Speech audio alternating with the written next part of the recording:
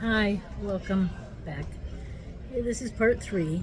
This is State of the World, part of my campaign update for today. I am Susan Maud Buchser-Lochocki, a presidential candidate from the 2020 presidential election and the 2024 presidential election, and I will be running again in 2028.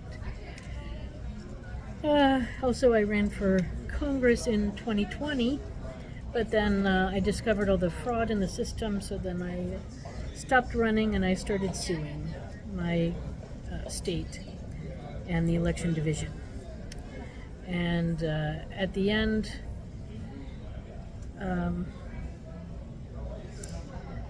that lawsuit got rejected, but I started a new one, and that's pending with the Supreme Court right now, and I'm waiting to hear something, but it could take a while. Anyway, welcome. State of the world. So the world is, I think it's doing okay in general. The peace process is still struggling. So the peace that was brought about was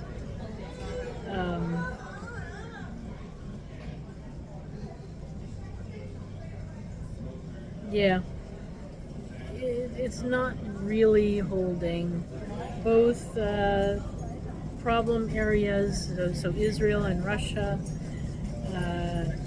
things are still happening there.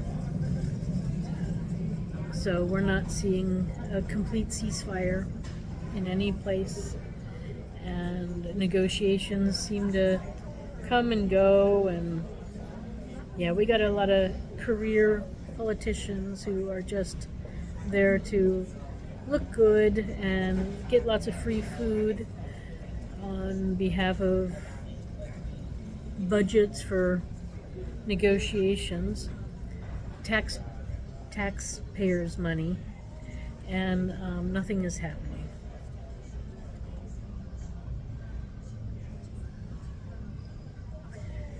So this is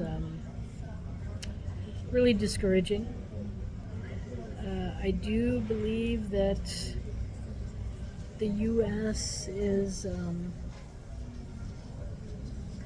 slowly pulling back from its leadership in the world role, which, as you know, my suggestion is to set up a new organization. The UN is not working as it was prepared to do a long time ago, and it's part of the problem and created a lot of the rifts that we now have in our world. So now we need a place where we have like a body of 6 regional Earth divisions, where they are represented by groups from different organizations, different regions of the planet, so North America and South America, Europe and Africa, and we have Asia, and we have the Pacific. And these groups can get together and meet. These heads can worry about their regions and be the communication center for the regions as we do become more of a one world, but a one world with regional cultural ties.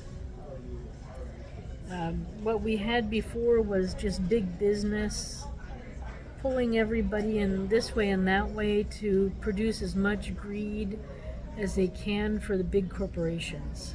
And this is what we need to move away from and move back to a focus on the citizens and the quality of life for citizens. And that includes, honoring culture and traditions of the different regions and enjoying those there, rather than importing everything everywhere, and then we don't have any true regional specialties anymore. I think one of the biggest issues that's really coming around is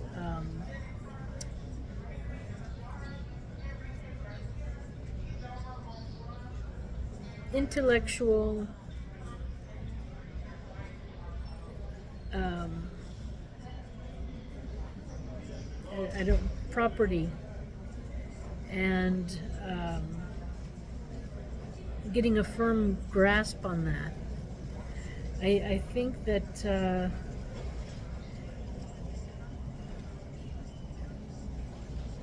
the world, there's so many people doing so many things, and as robots are coming, we're going to be even becoming more so creative, all of us, which is a great thing, but influences and copying and utilizing things we're doing in a new way with the advent of computers and the internet and the different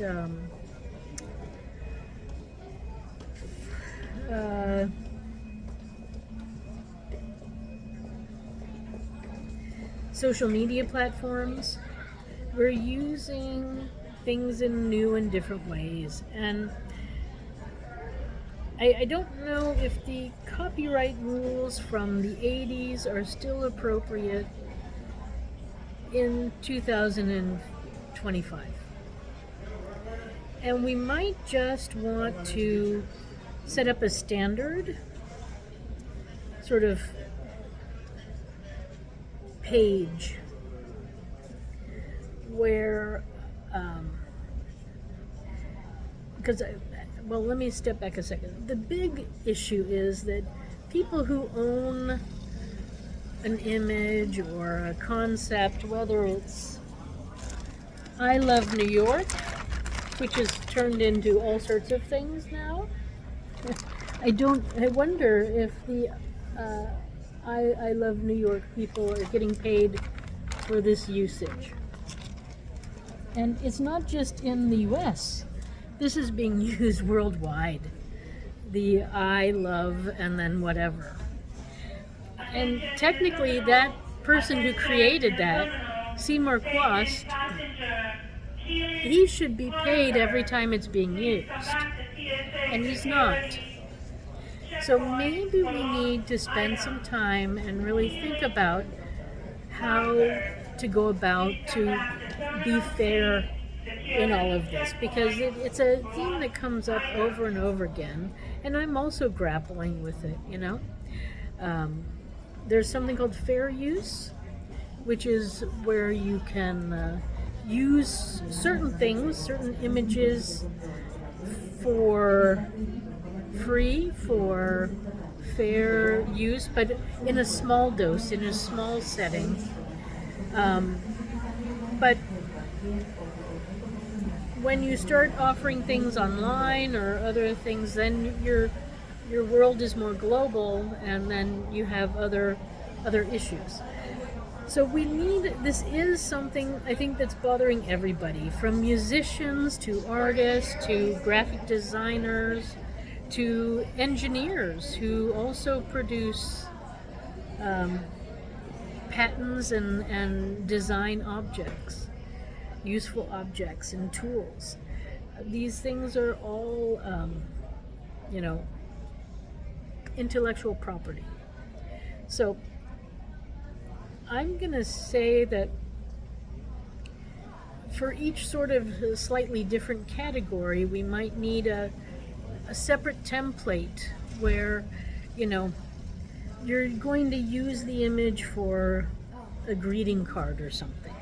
So then you go to the artist or the art holder of the copyright or whatever, and you give them, 50 cents or $1 to use their image for this card or something like that. Then if they're going to be using it for like educational purposes, you can say, give me $2 because they're going to use it for like 20 people. And, and then you can have also just like an open donate area where people can just donate money if they want, or if they used like a song in a jazz dance class that they did, and and they don't know the exact policy, they can just, give you whatever, $1 or $5 for the use. We just need to make it, I think, a bit clearer. I don't think it's as clear as it could be. And, as a creative person too, I would also like to be paid for my important work. And I know others do too. So I think this is something that right now we have computers, and so it's a good opportunity to finally break through this wall that we've got around copyright and trademark and things of that nature, and really clean it up so that it's user-friendly. Because I don't think a lot of people are out to do bad, and we also get inspired by ideas, but sometimes because we're inspired, we go forward without following all the protocols, I guess. So I think this is something that really needs to be worked out. In the US, it's actually somewhat in our Constitution. So we need to really focus on that here. And I know that when Donald Trump was president the first time, he was doing a lot with China on it, because China built a Walt Disney World without official approval. And that's why we had all these Chinese coming into the country and taking pictures at Disneyland. So, yeah. Now, I don't know if Disney was ever officially paid for all of that new Disneyland. I think it's in Singapore. They certainly built Hong Kong, and that was official. But I don't think the Singapore one was official, although maybe I'm wrong. But, let's help people to do the right thing. Because, it's very easy to pay 50 cents or $1 for usage. And then if everybody who, does a jazzercise class and uses, a Madonna song, that money will go to her.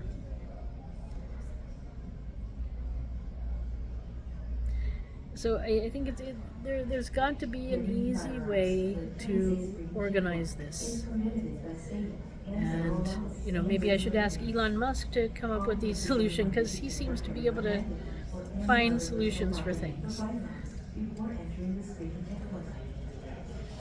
And I recently heard that a lot of his inventions, patents, are open source, so anybody can use them.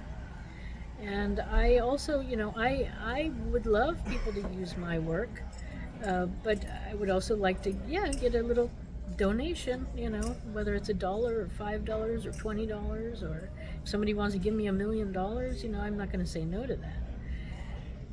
So, anyway, these are worldwide because we are on the internet. And some things that we do on the internet, although we're focusing more locally, they can be, seen all over the world at this point. So we also have to decide how to go about that. What is the real region we're dealing with? And what is the scope of everything? And how much should be charged for these things globally and locally?